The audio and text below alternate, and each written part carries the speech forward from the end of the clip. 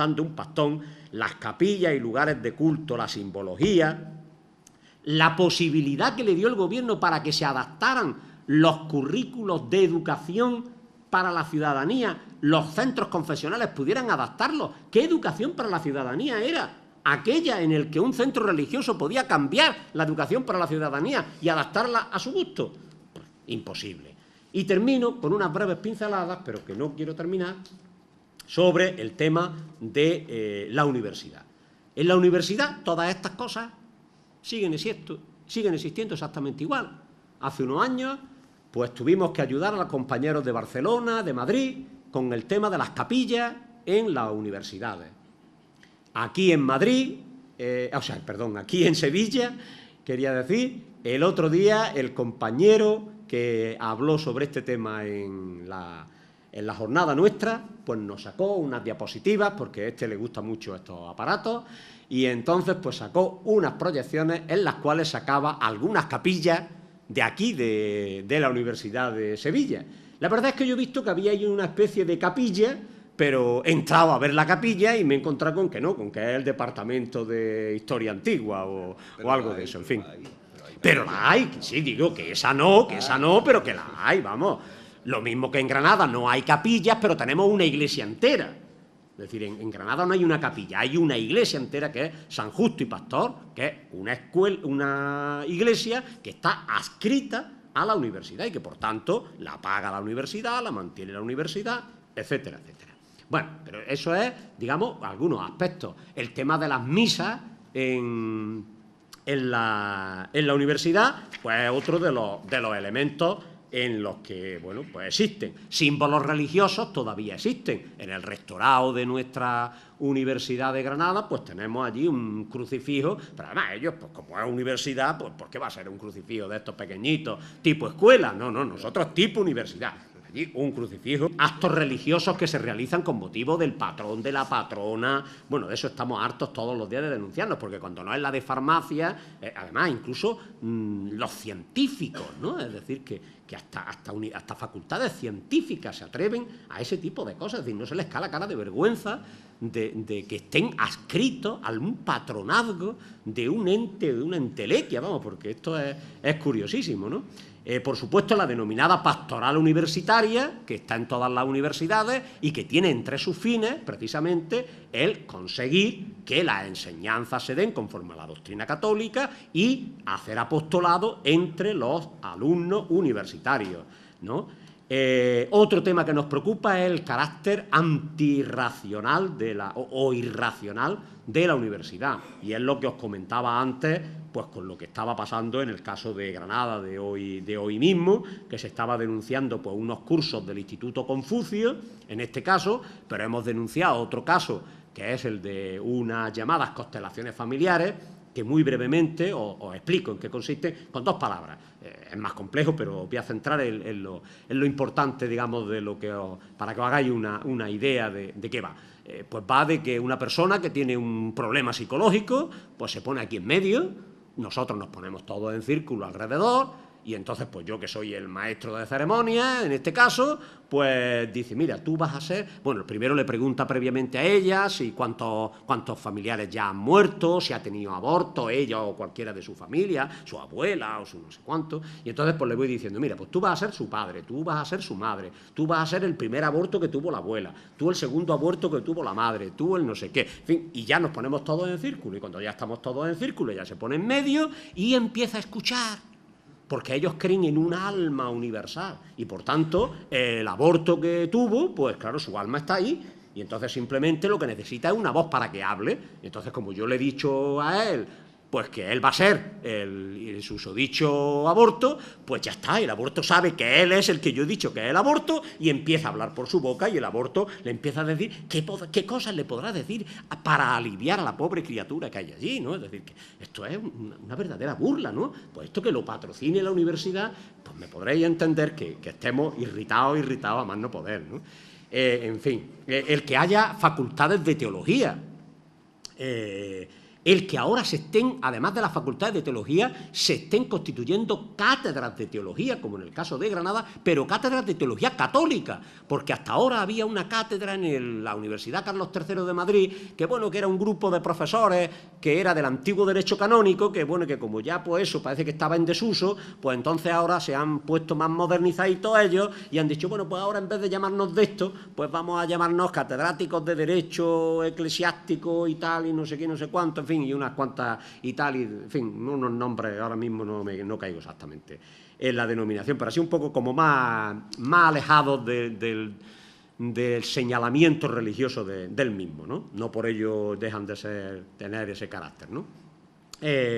Por supuesto, pues el tema de universidades privadas, como aquí en el caso de Sevilla, que se va a constituir la universidad privada de los jesuitas, etcétera. Entonces, por tanto, pensamos que el Estado no puede seguir financiando este tipo de cosas, la universidad tiene que modificar completamente esto y por eso hemos creado un grupo que es Unilaica, es decir, el grupo de la Asociación para la Defensa de una Universidad Pública y Laica. Y lo que estamos pretendiendo es constituir grupos de los que puedan participar, profesores, alumnos y PAS, para que estén los tres sectores, pero vamos, si de principio no están, pues bueno, pues alumnos o solo profesores, en fin, los que sean, pero intentar formar grupos, no tienen por qué ser muy grandes, en los que primero simplemente empiecen por ver cuáles son los problemas que existen en esa universidad, que puedan tenernos, digamos, a Unilaica a nivel estatal, pues al corriente de todo lo que pasa en esa universidad y que puedan ser los interlocutores que en un momento determinado pues puedan tener la entrevista con un decano, con un rector y tal. Y que cuando recopilemos toda una información podamos irnos al Ministerio con un informe, al Congreso con otro informe y decir, esta es la realidad de nuestras universidades. Y entonces, pues por eso, viendo que hay aquí gente joven y que a lo mejor pueda haber algún profesor también y tal, pues os animo a que al terminar pues os quedara ahí y pudiéramos intentar a ver si pudiéramos tomar aunque sea de principio, sin comprometeros mucho, aunque sea simplemente un contacto. Y después, si ese contacto cuaja, pues bien, y si no, pues ya está, ¿qué le vamos a hacer? Y ya está, menos más que no ha venido José Luis. Bueno, un momento. Durante 11 años fui maestro y después pues estudié filosofía y letras en esta misma universidad. Y los últimos años, hasta 40 aproximadamente, he sido profesor de instituto. En algún tiempo fui con la condición de catedrático, una cosa que no entendí muy bien, pero fui condición de catedrático. Al final me publiqué como catedrático. Entonces, una de las cosas que le quería decir es que yo no entiendo muy bien lo de la enseñanza concertada, la enseñanza concertada, y mucho menos después de una entrevista que le hicieron pues a uno que fue el ministro de Educación, José María Maraval, en la época de Felipe González, que le preguntaron por qué eso de la educación concertada, porque la idea que yo tenía era para abaratar la enseñanza, para que al Estado le saliera más barata la enseñanza, y él decía que no era eso. Lo único que creo que la enseñanza concertada es la manera que se han encontrado las familias pudientes, vamos a llamarlas así, para que sus hijos reciban gratuitamente la educación a costa de los impuestos de todos los ciudadanos.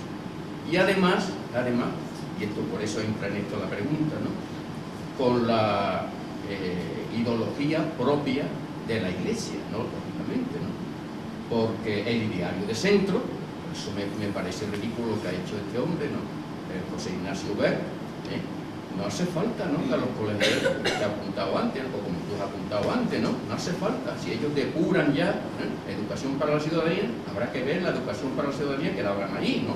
El texto sería específico para eso, ¿no? Me supongo que cuando tuvieran que tratar aspectos como el matrimonio homosexual, esas cosas, eso no estaría ahí, ni mucho menos, ¿no? ¿A qué viene eso, no? Entonces, lo que yo quería decirle, ¿qué opinión tiene sobre esto de la enseñanza concertada? Porque a mí me parece a mí que podría haber una escuela pública digna, bien equipada, con un buen profesorado, y el que quiera escuela privada, que la pague, ¿no? Pero nada de ese híbrido monstruoso que han montado. En el caso concreto de tu pregunta con respecto a la educación concertada, creo que en la exposición lo he dicho y lo mantengo. el sistema de escuela laica es un sistema de escuela pública, unificada. Es decir, hay un sistema de escuela. Un sistema de escuela. Las dos redes escolares que ahora mismo tenemos, esas dos redes escolares, lo único que hacen es privilegiar, y por tanto eso va completamente en contra de lo que es el sentido de la escuela laica y del laicismo.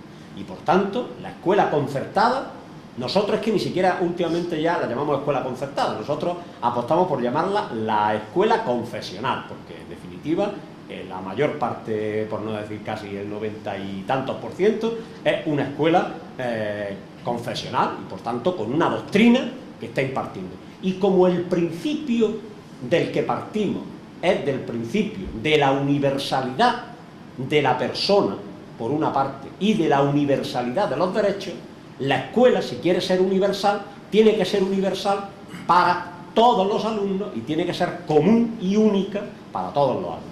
Y la escuela durante la República nos puso un ejemplo, que no llegó a culminarlo, también creo haberlo dicho, pero si no lo digo ahora, es decir, no llegó a culminar ese sistema de escuela.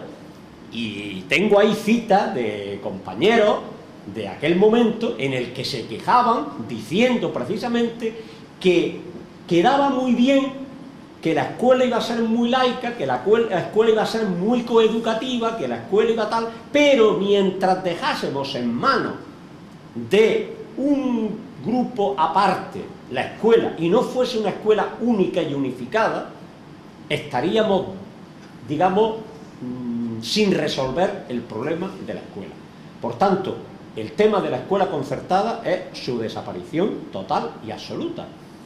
Y es más, otra cosa que tampoco he podido decir, es cómo en un momento determinado en España ocurre algo a diferencia de otros países europeos, y es que en España la introducción de órdenes religiosas, no de las elevadas, sino de las órdenes religiosas más pequeñas, digo, más humildes, tiene una gran relevancia en España precisamente por esta situación de seguir manteniendo ese sistema dual.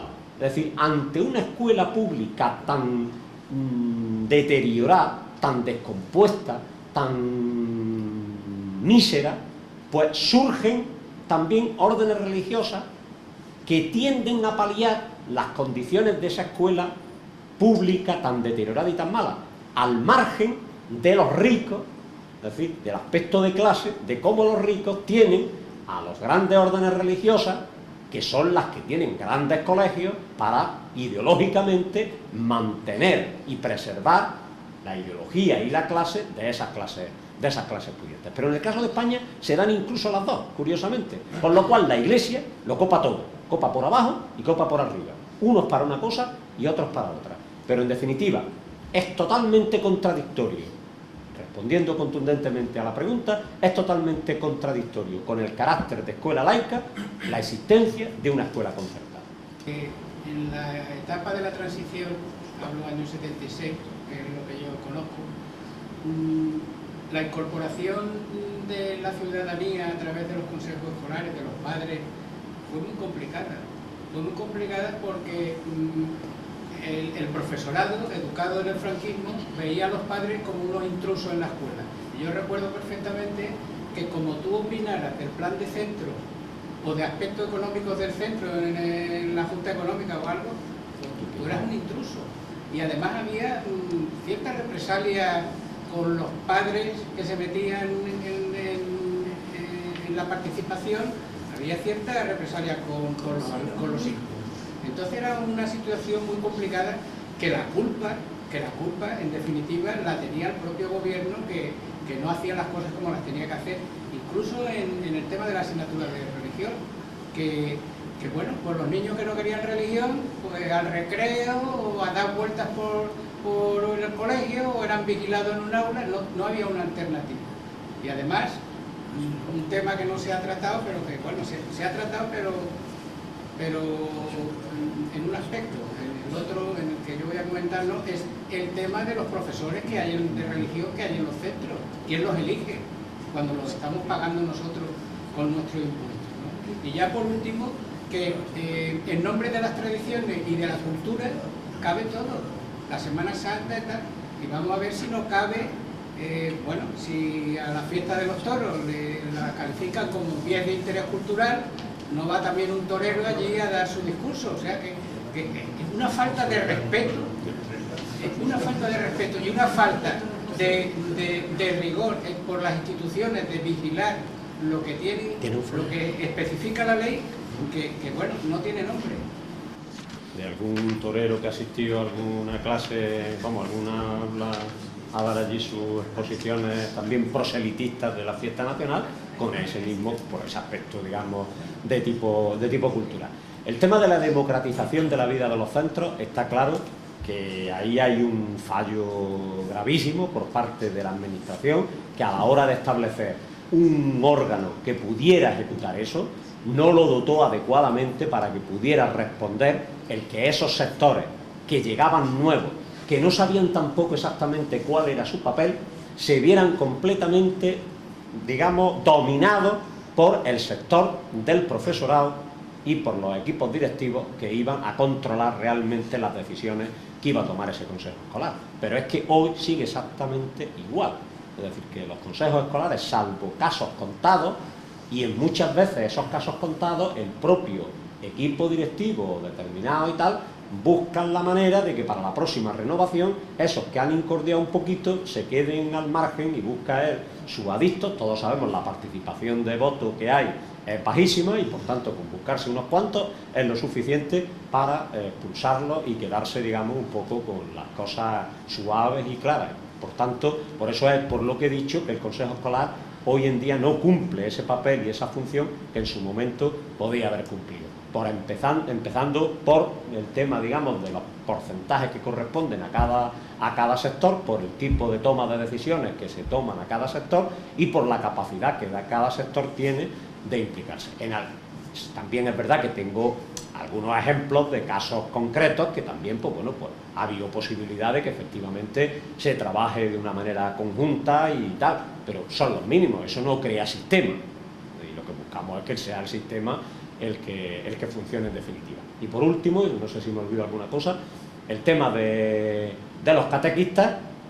Está claro que estamos hablando de un ejército de 17.000 catequistas que están pagados por los impuestos de toda la ciudadanía, sean creyentes o no sean creyentes, y por otra parte su elección, su designación como tales, no corresponde a ningún procedimiento adecuado de la Administración y por tanto, desde el punto de vista, digamos, laboral, serían completamente ilegales, puesto que no han pasado por unos procesos de selección en los que establezcan ni los méritos ni la capacidad para estar en ese puesto. ¿Qué pasa? Pues que ahí tenemos, digamos, una situación de dos normativas, y esa es la polémica que ahora mismo existe cuando hay catequistas que son expulsados porque su moral no se corresponde con la moral católica y el obispo dice a la calle. Como él no paga el despido, que lo pagamos entre todos, pues es facilísimo decir que se pague. Pero de cualquier manera, eso ya en sí es una contradicción. Es decir, por una parte, tú has entrado porque el obispo te ha designado, por tanto, tú tendrías que estar, si has querido entrar en ese juego, has entrado en ese juego, es decir, tú no estás en el juego de tener un puesto de trabajo libremente adquirido por ese procedimiento que todos los demás docentes tienen que realizar. Es decir, tú has entrado por otra vía, te estamos pagando todos y cuando te expulsan, encima también tenemos que pagarlo todo.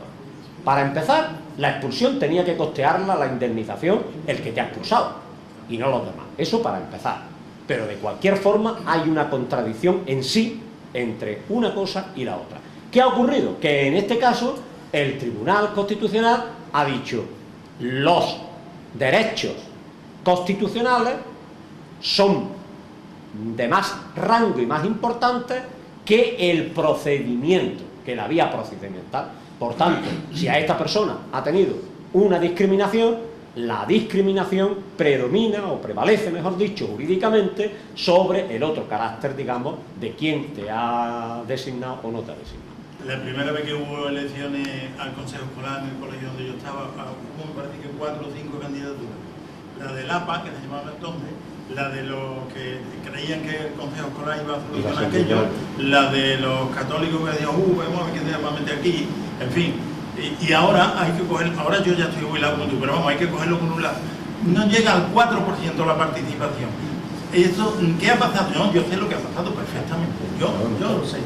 ¿Qué pasó? Que ese primer consejo escolar que se constituye con esas ganas de entrar e influir en aquello, acuerdo que tomaba, que necesitaba un poquito la implicación de la administración y tal, acuerdo que no se llevaba a cabo nunca.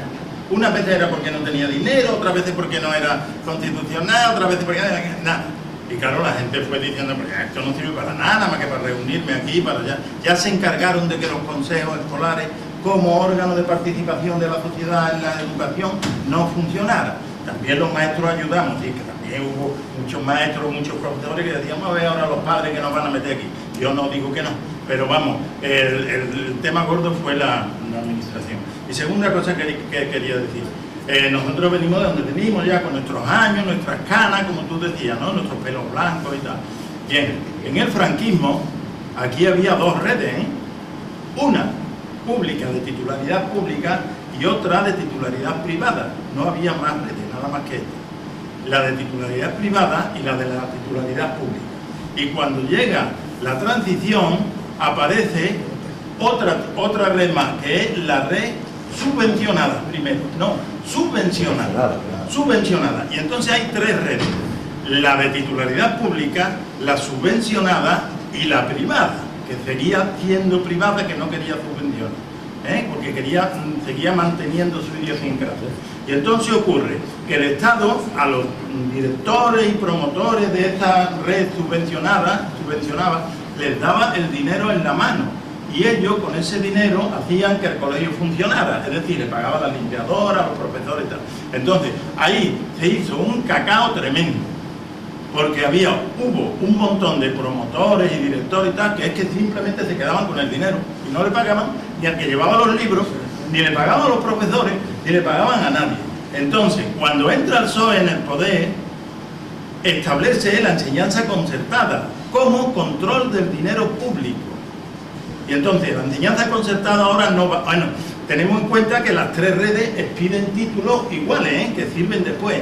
El título que expide una red, otra y otra son iguales. Bien. La red concertada que controla esos dineros, esa red no sirve. No sirve. Esa red, en ese modelo de escuela laica que se propone, no existe. No sirve. La red de titularidad pública que hay en la actualidad con los catequistas dentro, con la religión obligatoria, con la selección del profesorado a través de unas oposiciones que están totalmente alejados totalmente de la práctica docente en la mayor parte, ¿esa sí sirve o tampoco sirve? Ese es el mensaje. Ese es el mensaje que le pido yo a esa plataforma que hay ahora también, porque me gustaría que dijeras algo, ¿no? Por la defensa de la escuela pública y laica. Esa red de titularidad pública sí sirve, porque está claro que la concertada no. La privada, ¿qué hacemos? ¿Dejamos que haga lo que le dé la gana? Es decir, que sigan aquí en Sevilla los legionarios de Cristo, legionarios de Cristo se llaman, ¿no? Que sigan aquí en Sevilla los legionarios de Cristo con un colegio en Montequinto, que es que no caben más niños allí. Eso lo seguimos, que sigan expediendo los mismos títulos, la misma titulación, el mismo certificado que exige la titularidad pública, la concertada, pues esa no vale, la concertada tampoco, la pública religiosa, que la religión, ¿esa sí sirve o no sirve o qué pasa? Vamos a ver. O es otra escuela. Entonces, yo te voy a dar mi opinión respecto a la escuela laica, que es lo que yo estoy hoy aquí tratando. Y entonces, en primer lugar, con el tema de los centros, de los consejos escolares, está claro que los consejos escolares se establecieron, inmediatamente que se establecieron, se buscó el mecanismo para que no sirvieran para nada. Entre otras cosas, para que no pudieran ni servir de modelo para otras instituciones públicas, sanidad, etcétera, etcétera, que pudieran llegar a constituirse. Porque yo recuerdo en los primeros momentos en los cuales defendíamos el tema de la gestión pública de los servicios públicos Y veíamos lo de los consejos, pues con aquella idea romántica, pues de los consejos obreros y de toda la historia, digamos, de las experiencias, pues bolchevique una y no bolchevique otra, es decir, pero en definitiva, digamos, de lo que era el movimiento obrero, lo que habían supuesto el tema de los consejos. Y por tanto, pues eso de los consejos, en el caso escolares, en su caso, pues consejos sanitarios, es decir, de todas las instituciones, es decir, el control público de la gestión pública para nosotros era fundamental. Inmediatamente, los que entran en el gobierno terminan aprobando los consejos escolares sin demasiado interés y desde luego intentando que eso no llegue a más, porque es un mecanismo fácil de derribar, de destruir, de derrumbar por cansancio, por apatía, por abandono, por desidia, por lo que ha terminado ocurriendo, es decir, por ineficacia total y absoluta, una institución que, si se hubiese llevado bien, hubiera podido servir de modelo para otras muchas cosas, que no solamente para el tema de escuela. Eso por una parte. En el tema de las redes escolares, es verdad la apreciación que hace de que efectivamente antes de la existencia de la red concertada estaba la escuela subvencionada y que después ya terminó convirtiéndose en el sistema de escuela concertada. Y pregunta, y yo te respondo, la respuesta que yo te doy es, desde el punto de vista de la escuela laica, con ese concepto que hemos hablado de escuela universal, pública y unificada, ni la escuela privada debería de existir, ni la escuela subvencionada concertada debiera de existir, ni la escuela pública actual responde al concepto de esa escuela pública unificada que debiera de existir. Esa es mi respuesta. Por tanto, ahora mismo habría que llevar a cabo una transformación que, por otra parte, y ligándolo al tema que nos ocupa, hemos cogido un poco la República como, digamos, como aportaciones que ha ido haciendo, pero bueno, no son las repúblicas, sino también, digamos, otras experiencias de implantación de la escuela laica.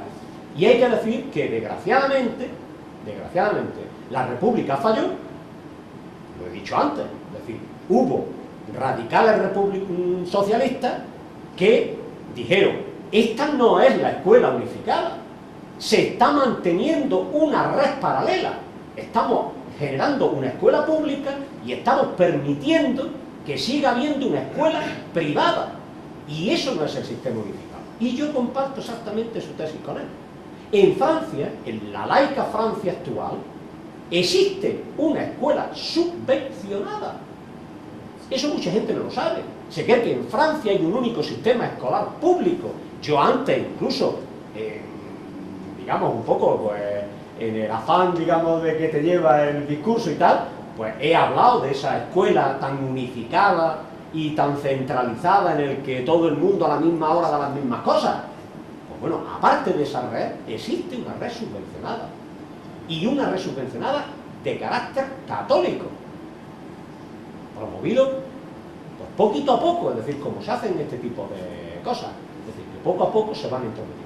Pero respondiendo a tu pregunta, yo creo que lo dejo, ni la una, ni la otra, ni la otra. Entre otras cosas, el que haya distintas formas de educación, eso contribuye a que la gente, a la hora de la verdad, nunca puede estar unida como si fuera una única escuela pública. ¿Vamos? Entonces, la gente está dividida ya, porque según en qué escuela, ese tipo de escuela, enseñan una cosa a los niños y en la otra enseñamos otra cosa. Entonces, nunca este pueblo, ni los pueblos podrán ir unidos para las cosas. Y voy a terminar rápido, termino ya. Y otra cosa, hombre, me gustaría que este señor que se ha ido estuviera aquí, para decir. Y les diría yo que yo no odio a los conferenciantes, porque gracias a los conferenciantes se entera uno de cosas que a lo mejor no se entera nunca. Yo no odio a los conferenciantes. ¿No es una conferencia lo que tú has dado? Bueno, Manolo, ¿le va a contestar o le da una...? No le voy a contestar porque estoy completamente de acuerdo. Y es totalmente coherente con el tema de escuela laica. Me gustaría contarte a todos de anécdotas. Cuando yo empecé la enseñanza, empecé en un pueblo grande, alejado de Sevilla, donde en el momento en que yo empecé no existía instituto de FP, yo provengo de la población profesional.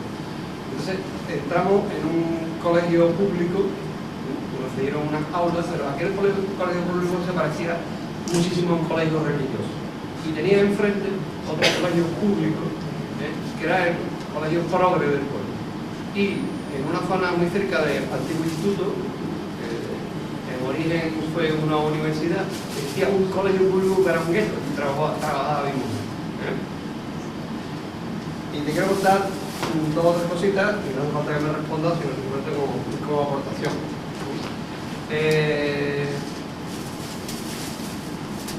Cuando la gestión, mi mujer tuvo que cambiar de colegio. Entonces pasó de un colegio que había sido muy combativo históricamente a un colegio que estaba a 150 metros.